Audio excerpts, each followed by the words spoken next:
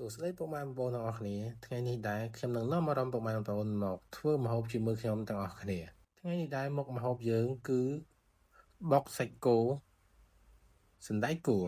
ហើយគ្រឿងផ្សំវាដូចតែបងប្អូនបានឃើញចឹងវាមានអីច្រើនទេវាមានតែបន្លែសណ្តែកគួរក្រូចនិង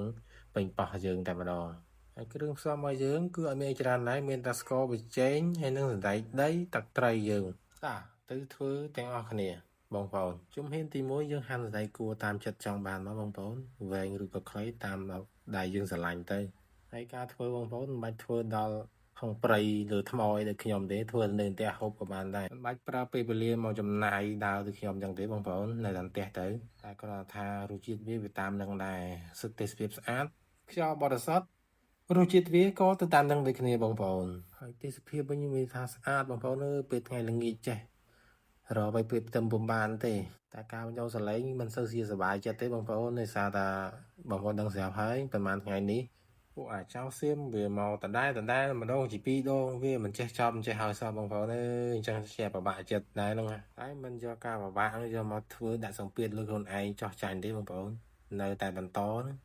បើវាមកយើងនឹងខ្លាចអីវាតែឥឡូវនេះយើងមកធ្វើមុខម្ហូបយើងវិញបានឥឡូវយើងបានបុកខ្ទឹមម្ទេសរួចហើយយើងចាប់ផ្ដើមដាក់ដៃគួរយើងហ្នឹងហើយសណ្តែកគួរយើងនេះយើងបុកវាទៅបុកមិនមែនបុកកំតិចទេយើងបុកវាមកវាបែកតិចមកដើម្បីវាចូលគ្រឿងរបស់យើងហ្នឹងដល់ពេលយើងដាក់ស្ករប៊ីចេងទឹកត្រី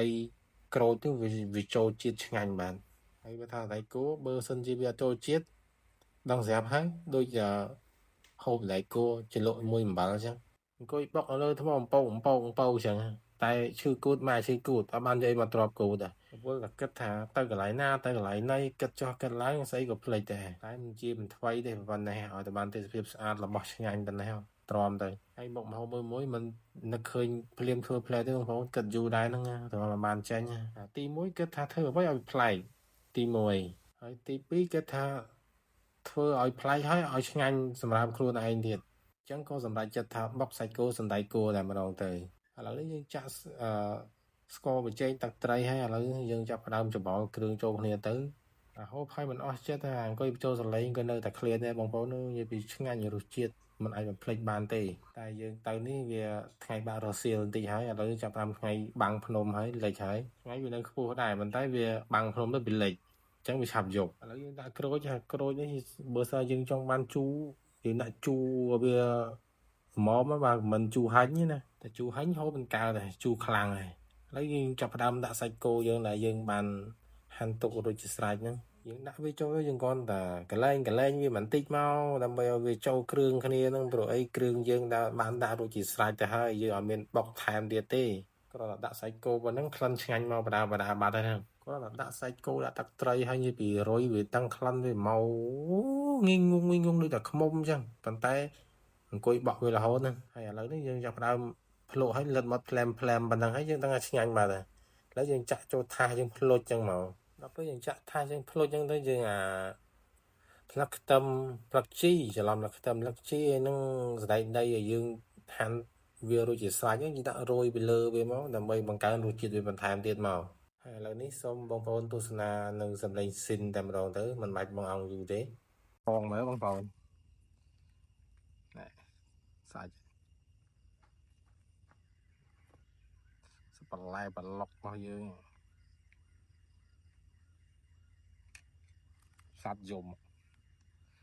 សត្វតូចសត្វអីយំពេញហ្នឹងសត្វព្រៃ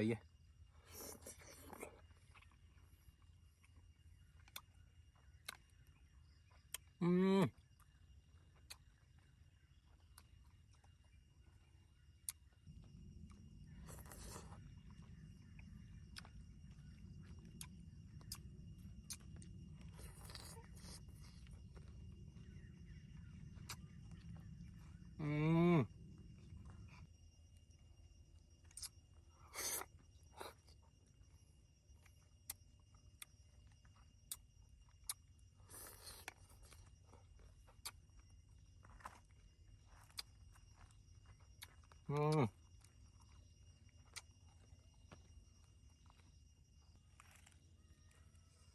ូឆ្ងាញ់មកឆ្ងាញ់បាទពុកម៉ែបងប្អូន ជួយ subscribe follow ម្នាក់មួយផងបាយបាយ